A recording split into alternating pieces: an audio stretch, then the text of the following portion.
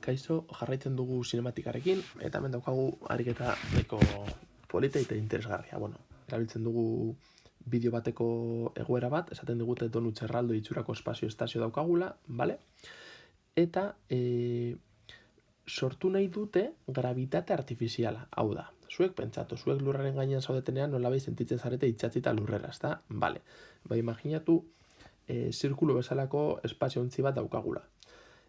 Azten bada biraka, zuek imaginatu txikitan jolasten duzuela horrelako tio bibo bezalako bat, zeinetan heltzen zareten eta biraka azten den, eta zuen sentsazioa da jausiko zaretela kanpora, ezta?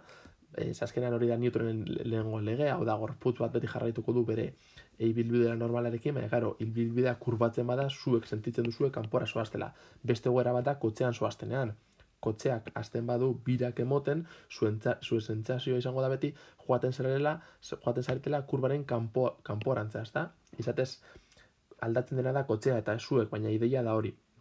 Orduan hau da antzeko bat, zuek pentsatu horrelako batean zaudetela, azten dela biraka nahiko askar, eta orduen zuen sentsazioa izango da beti kanpora jausten zaretela, eta kanpora jauste horrek nolabait simulatu dezake gravitatea zergaitik. Etengabe kanpora jausten bazarete, baina lekua oso handia bada, zuek sentituko duzuena da nolabait itxatzita zaudetela lurrera. Eta momentu batetik aurrera hori normalizatzen denean, zuek altzatu alzarete eta sentituko zenukete hori dela azkenean lurra bezalako bat, zinetan gravitatea, itxatzita mantentzen zaituzteten espazio ontzi horren lurrera.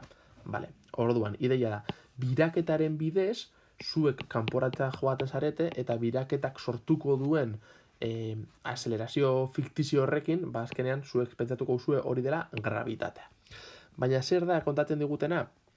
Ikusi dutela, oso askar birarazten badugu gure espazio ontzia, hau da, abiadura angeluar hau baino handiagoa lortzen badugu, horrek denboraldi luzeetan kaltegarria izan daitekela pertsonentzako. Hau da, gudak eguna da, lortu erabilezak egun, abiadura angeluar maksimoa hau izango dela. Zer da galdetzen digutena? Gu simulatu nahi dugu lurrean daukagun gravitatea, 9,8 metro segundu karratu, biraketaren bidez. Eta egin nahi dugu, diru aldetik ez dugu egin nahi espazio entzirik handiena, orduan galdera da. Hau simulatzeko eta jakinda hau dela limitea, zenbat izango da gure espazio entziak izan dezakeen erradiorik txikiena? Hau da, erradiorik kalkulatzen dugu, hortik aurrera egiten baitugu erradio handiagoak, lortu dezakegu emaitza berdina, baina hau beti den efizientzia, hau da, zein den erradiorik txikiena, hori kalkulatu behar dugu.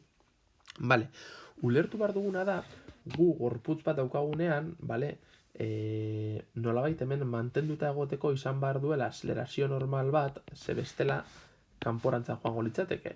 Baina esan dugun bezala, naiz eta gorputza azelerazio normala barrurantza izan, zuen sentsazioa izango da kanpora zoaztela. Izatez ez da azelerazio erreal bat, deitzen zaio azelerazio irudikaria, baino erraten esartu. Zuek pentsatu behar duzuna da, zuek kanporantza sentitzen duzuen norbaiteko azelerazio hori, azelerazio normalaren berdina izango dela.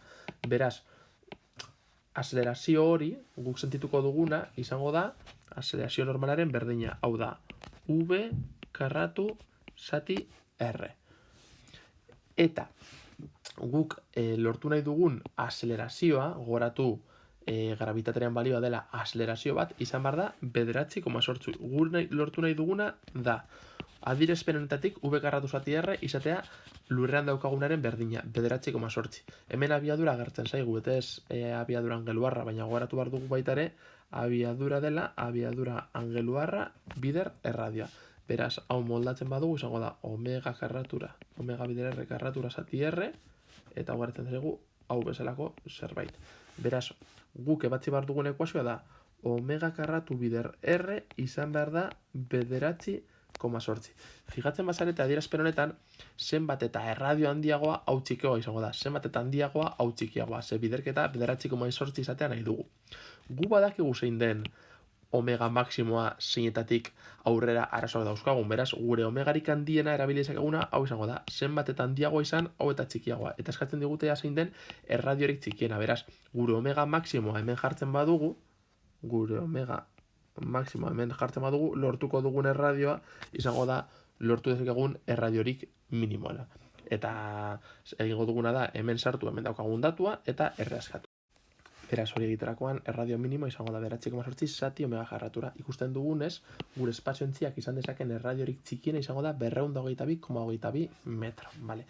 Distantzia, erradio horretako espaziontzia sortzerakoan, biderazten badugu, omega honetara dakigula dela limite, baina honetan oraindik arazoak ez dauzkagunak, beraz, lortuko dugu gure barruan dauden pertsonek sentitzea daukaten gravitatea edo azelerazio, irudizko azelerazio hori izatea lurren izango luketanaren berdina. Vale. Eta azkenik esatzen digute kalkulatzea espaziontziaren biraketa periodoa. Periodoa kalkulatzeko gomendatzen dizuedana da pentsatzea abiadura dela distantzia zati denbora, hemengo pertsona batek bira oso bat ematen duenean egin duen distantzia izango da 2pi bidere radioa delako zirkunferentzia baten perimetroa eta eman duen denbora izango da periodoa in zuzen ere. Beraz, periodoa hortik eskatzen badugu izango dugu 2pi r zati v.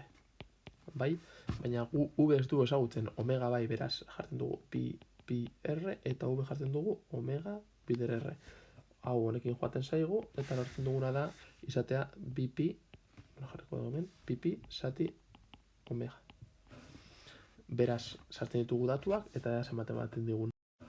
Ematen digu iaia 30 segundu. Hau da, gure, pentsatu zehazkar egiten duen, gure 222 metrotako espaziontziak ematen du bira oso bat 30 segundutan. Horrek esan nahi du, minutu baten ematen dituela 2 bira. Beraz, nahiko azkar joan behar du, baina hori logikoa da. Azkenean gure duguna da oso azkar joatea, gu kanporantza sentitzen dugun azelerazio edo indar hori oso handia izateko eta izateko guk lurrean jarraten dugunaren antzekoa. Vale, hemen kontzeptu batzuk nik ulertu ezaket, ariketa ikusterakoan, pentsatzea, baina zede montre hau zelan ebazten den, baina pentsatu horretan, vale, kotxean zoaztenean kanporantza sentitzen duzuen nolabaiteko indar edo azelerazio hori, modu jakin batean ondo erabiltzen badugu bihurtu dezakegula guk lurrean sentitzen dugun azelerazio berdina.